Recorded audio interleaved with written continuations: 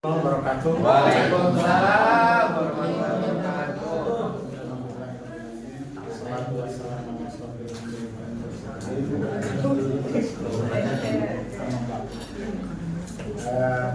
Yang kami hormati para auditor P2 yang hadir pada kesempatan yang ada di sini, sosialisasi tentang anti korupsi, para narasumber adik-adik kita yang sekarang dalam proses mengikuti sertifikasi penyuluh anti korupsi.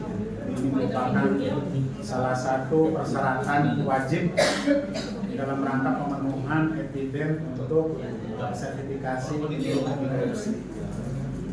Pada kesempatan ini saya mengucapkan terima kasih atas dukungan dari teman-teman semua ini, para Irban, ya, di mana ini menunjukkan bahwa ada rasa empati dan dukungan dari semua pada kita semuanya, adik-adik. Jadi mudah-mudahan ini wujud dari empati ini nanti bisa berlanjut ya ke kegiatan-kegiatan berikutnya. Karena kita kemarin sudah mengusulkan untuk penyuluhan anti korupsi ini ke KPK itu 32 orang. Jadi dari 26 itu auditor sama P2, 6 orang dari ANET. Nah yang lain memang belum saya ini dari bagian umum atau di bagian perencanaan. Tapi saya harapkan ini juga bisa bertambah lagi, dan saat ini sedang dikoordinasikan oleh Korpak Banten gitu. Jadi semua usulan itu ditampung di Korpak Banten, nanti Korpak Banten yang menyelenggarakan sertifikasi kerjasama dengan KPK. Jadi bagi teman-teman nanti yang selain yang sudah ditunjuk oleh masing-masing Irban, kami harapkan juga bisa ikut berpartisipasi lah gitu ya. Karena yang sekarang terdaftar di penyuluh anti korupsi di mana inspektorat sebagai sekretariatnya itu adalah para penyuluh yang berasal dari SMA dan SMK. Saat ini yang kita inventarisir itu ada 20 orang gitu ya. Jadi gimana kita tidak miris ya, di inspektorat sendiri 5 orang itu pindah 1, 4-nya tidak memperpanjang. Dan kami harapkan nanti mungkin bagi mereka-mereka yang sudah pernah jadi penyuluh anti korupsi bisa beralih ke namanya itu API ya, ahli pembangunan integritas ya. Jadi Pak Abe, Pak Asep, saya dan Pak Sarif mudah-mudahan nanti ke depan bisa masuk ke API ya. Jadi kalau API itu adalah berbasisnya pendekatan ke manajemen risiko, berbeda dengan penyuluh anti korupsi.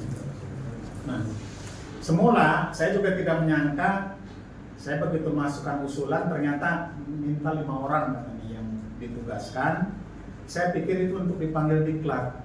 Ternyata dari teman-teman ini dimasukkan ke jalur pengalaman. Jadi wajar kalau misalnya teman-teman ini hanya diberikan waktu e-learning 2 hari untuk mendapatkan sertifikasi PADI ya, pengetahuan dasar anti korupsi dan integritas.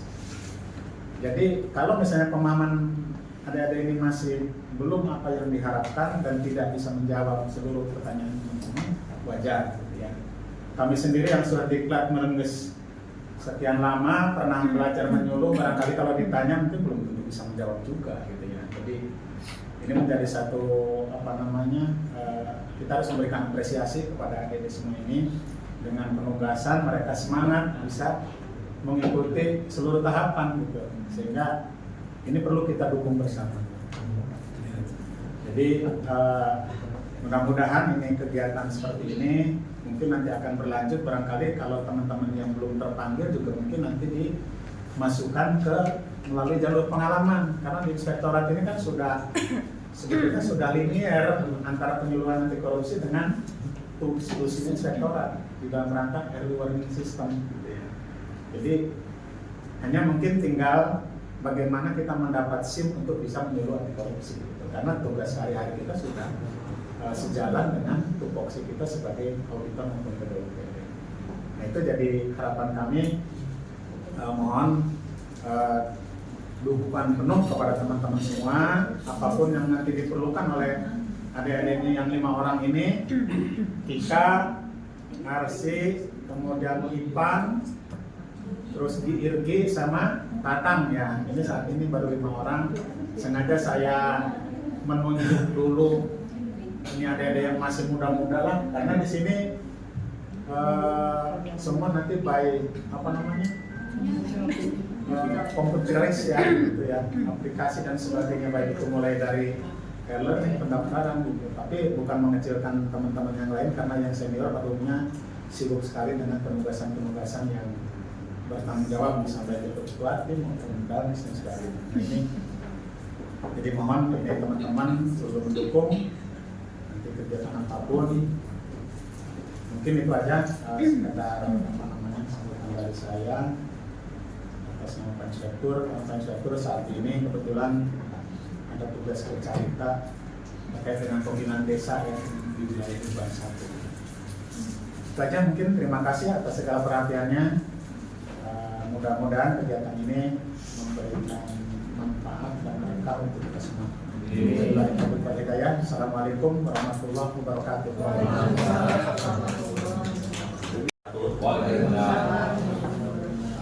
Sebelumnya terima kasih kepada Bapak dan Ibu ya, rekan-rekan dari auditor dari BPD, Inspektor Kabupaten Pandeglang. Di sini saya mungkin hanya akan refleksi kembali ya, atau mencatat kembali, bukan mengajari tapi sekedar mengingatkan kembali materi-materi mungkin yang pernah diterima atau dipelajari Bapak Ibu semua. Itu tentang delik tindak pidana korupsi.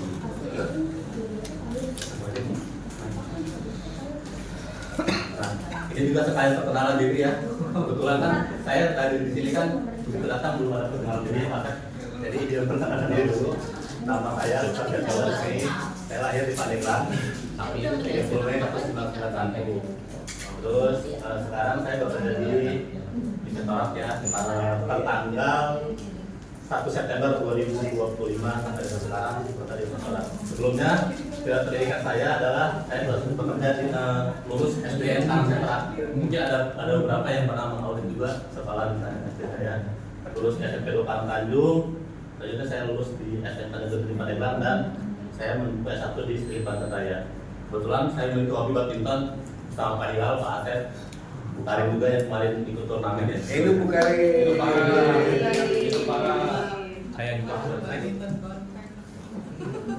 Nah, jadi ini ada korupsi ya. Korupsi itu apakah harus diberantas atau dilestarikan? Itu kan bisa ditanyakan kepada diri kita masing-masing. Ya, tadi. Nah, jadi untuk mengubah persepsi tentang korupsi itu ada beberapa langkah. Yang pertama, kita harus memahami. Jadi korupsi itu adalah bukan budaya. Korupsi juga memahami untuk dibasmi ya, jangan dilestarikan tadi atau dibiarkan. Nah, selanjutnya adalah korupsi itu adalah kejahatan yang luar biasa dan korupsi itu adalah bersifat lintas negara. Nah, mungkin di sini ada beberapa yang akan dijelaskan. Pertama, kenapa korupsi itu adalah bukan budaya? Karena korupsi harus dipahami sebagai kejahatan bukan kebiasaan yang tadi. Mungkin karena tadi kita merasa korupsi itu dianggap kejahatan, sebenarnya itu adalah habit atau kebiasaan. Mungkin karena kita tadi merasa tadi kita mendapatkan hal-hal kecil, ternyata itu akan berdampak besar di kemudian hari. Yang kedua, penting untuk memahami sifat korupsi agar dapat diberantas secara efektif. Yang ketiga adalah kejahatan luar biasa. Dampaknya mungkin bisa kita rasakan sampai dengan sekarang ya. Korupsinya mungkin puluhan tahun lalu, tapi dampaknya masih kita dapat rasakan dengan sekarang. Yang ketiga, keempat adalah bersifat lintas negara. Jadi banyak korupsi atau misalkan terpidana koruptor ini yang melarikan ke luar negeri atau misalkan bersembunyi di luar negeri sehingga tidak terdeteksi di dalam negeri. Nah, ini adalah akar dari korupsi. Akar dari korupsi pertama adalah gratifikasi, yang kedua diskriminasi, dan ketiga adalah rusaknya cara berpikir. Selanjutnya. Nah, jadi tadi sebutkan tadi korupsi adalah kejahatan luar biasa atau extraordinary crime. Kenapa? Karena korbannya adalah bisa acak atau random. Siapa saja bisa menjadi korban korupsi, baik itu tingkatan dari dasar atau misalkan anak sekolah, ibu rumah tangga, bahkan pegawai pun bisa menjadi terdampak oleh korupsi. Yang kedua, dampaknya ada berlipat atau multiple effect. Kenapa? Karena biaya untuk pemberantasan korupsi itu sangat besar. Selain biaya ini sangat besar, juga untuk rehabilitasi koruptor juga sangat besar. Itu sumbernya dari mana? Ya dari pajak. Dari pajak siapa yang bayar pajak? Kita. Jadi harusnya bayar pajak itu bisa digunakan untuk pembangunan, untuk pendidikan, untuk kesehatan, malah dibayar untuk tadi rehabilitasi para koruptor. Yang selanjutnya adalah tertata dan terstruktur. Nah, seringkali korupsi ini tertata dan terstruktur ya, mulai dari start atau misalkan tingkatan paling bawah bahkan sampai dengan kepala daerah atau pengambil keputusan.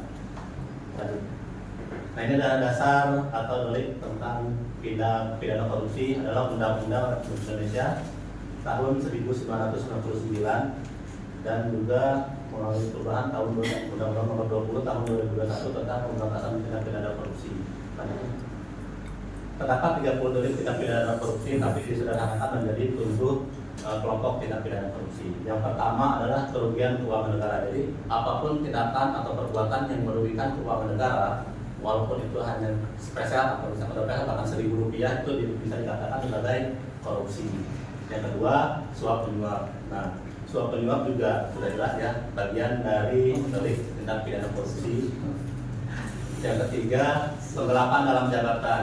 Nah, mungkin penggelapan dalam jabatan ini mengambil keuntungan dari posisi dia sebagai atau misalkan seorang jabatan di jabatan tertentu dari dalam pemerintahan mengambil keuntungan. Yang keempat adalah pemerasan. Pemerasan ini biasanya sering berurusan ketika melakukan organisasi pelayanan atau misalkan PPD pelayanan atau misalkan ketika mengurus sesuatu kita diminta imbalan atau diminta ke uang pelicin atau sebagainya. Yang keenam, perbuatan curang. Nah, perbuatan curang ini adalah biasanya tadi di OPD pelayanan juga atau misalkan ketika kita menjadi seorang pejabat pengambil keputusan. Contohnya apa? Ketika misalkan yang harusnya si A yang memenangkan kegiatan, tapi karena mungkin ada unsur kedekatan atau unsur apa ya, unsur kekeluargaan, kita memilih si B yang seharusnya tidak layak tapi dijadikan pemenang. Yang selanjutnya adalah benturan kepentingan dalam pengadaan. Nah, benturan kepentingan ini tadi kan seorang pejabat berminat di kantor A dan dia menyerahkan sebagai penyedia. Nah, mungkin karena dia tadinya satu alumni atau misalkan satu kampung lah, karena mungkin merasa kedekatan, itu diberikan kegiatan oleh si pejabat ini. Padahal itu penyalahan aturan karena berbenturan dalam kepentingan. Dan yang terakhir adalah gratifikasi. Nah, gratifikasi ini kan tadi sesuatu yang kecil, dianggapnya kecil, sepele lah, tapi ternyata dampaknya besar karena dari kita dan diberikan sesuatu mungkin bisa diungkit di kemudian hari. Selanjutnya. Nah, ini adalah satu dari kerugian keuangan negara ya. Ini ada pasalnya pasal 2 dan pasal 3 untuk setiap orang memperkaya diri sendiri atau orang lain atau berkorporasi. Jadi walaupun kita tidak mengambil keuntungan tapi kita menguntungkan orang lain, itu adalah bagian dari korupsi. Terus dengan cara melawan hukum tentu ya, tadi kalau misalkan kita sudah mengakali hukum atau misalkan mencari celah hukum, itu juga bagian dari korupsi dan dapat merugikan keuangan negara atau perekonomian negara. Selanjutnya pasal delik suap menyuap. Nah, jadi suap menyuap adalah melibatkan pemberian atau janji yang bertujuan untuk menggerakkan atau sebagai akibat dari perbuatan yang bertentangan dengan kewajiban jabatan. Jadi kalau misalkan kita sebagai pengambil keputusan atau pengambil kebijakan, contohnya misalkan di dalam pengadaan barang dan jasa yang sering terjadi, karena kita tadi unsur kedekatan, ada yang memberikan uang, itu juga termasuk dalam delik suap menyuap. Selanjutnya, nah ini adalah penggelapan dalam jabatan. Pertama adalah penggelapan uang atau surat berharga. Jadi yang harusnya dilaporkan, kita laporkan hanya sebatas laporan saja, tapi realisasinya tidak dilaksanakan atau bisa disebut dengan biasanya SPJ fiktif.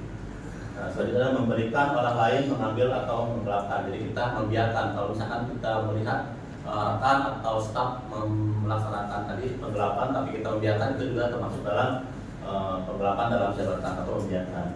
Yang ketiga adalah memasukkan buku untuk pemeriksaan administrasi. Nah, ini biasanya yang sekarang sering terjadi, SPD yang fiktif. Nah, ini mungkin juga bagian dari penggelapan dalam jabatan. Terus yang keempat adalah pemerasan.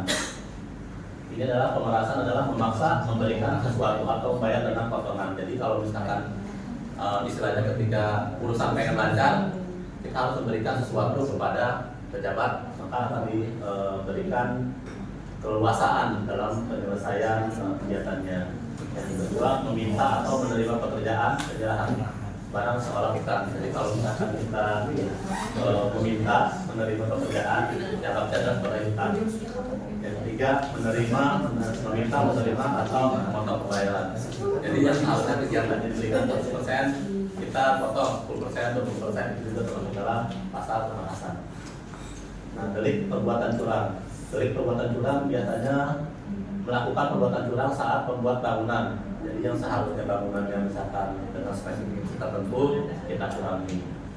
Selanjutnya pengawasan bangunan, kegiatan perbuatan curang yang dilakukan pemborong itu adalah tercantum dalam pasal 7 1B.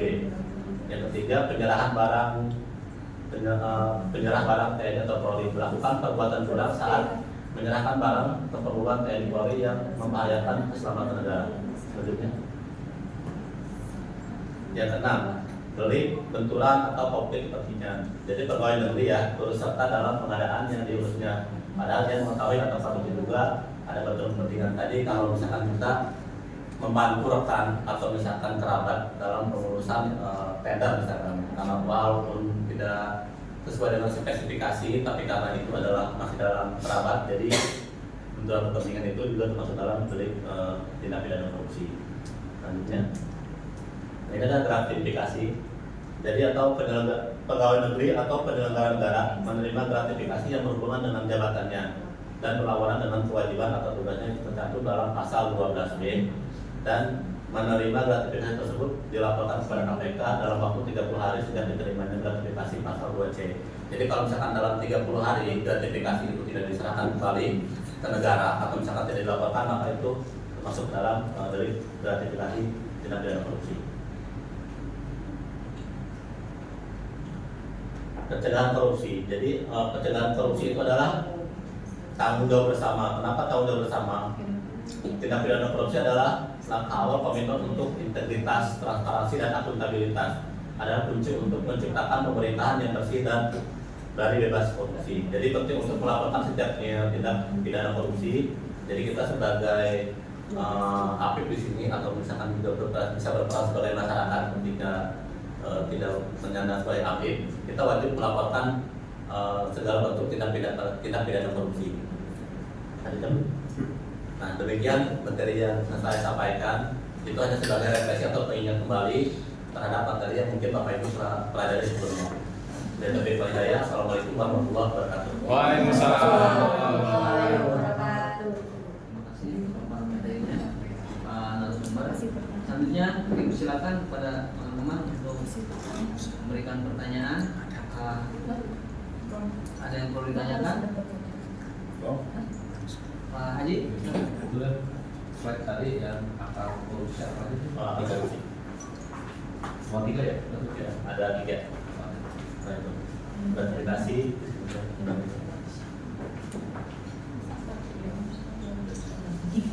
Iya, semua tiga. Ya, jadi akar korupsi itu adalah pertama gratifikasi, jadi yang kedua diskriminasi, dan yang ketiga aja rusaknya cara berpikir. Akar dari korupsi. Ada lagi pertanyaan? Ini lagi dari mana?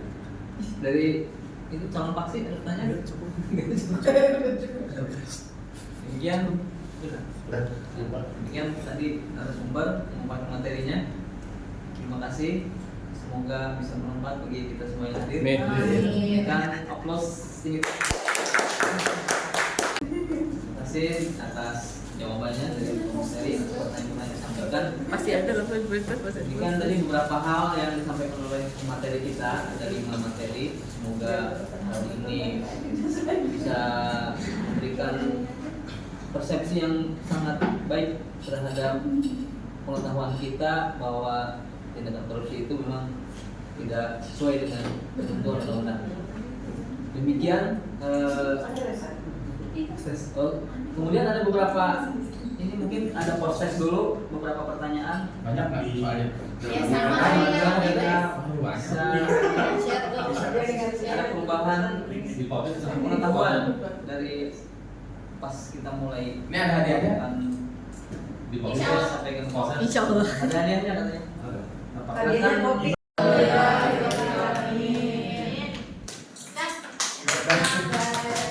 Terima kasih. Terima kasih.